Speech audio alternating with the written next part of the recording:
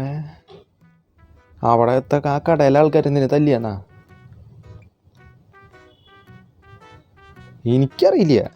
ആ ഞാൻ ഡ്രസ്സ് എടുക്കാൻ പോയത് അവിടെ.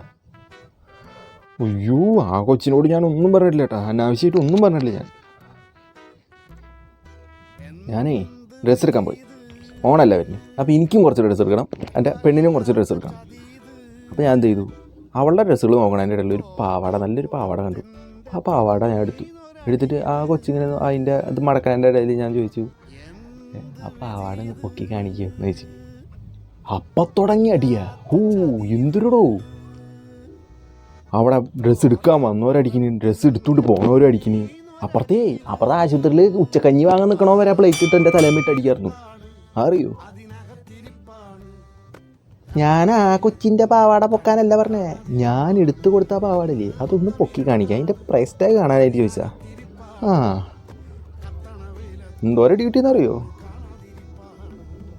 ഞാൻ പോയിട്ട് വരാം, ഒപ്പിടണം. പോയിട്ട് സ്റ്റേഷനിൽ പോയിട്ട് ഒപ്പിടണം. അതിനകത്തിരിപ്പാണ് കത്തണ വെയിലെത്തും കണ്ണ് കാണാതെ.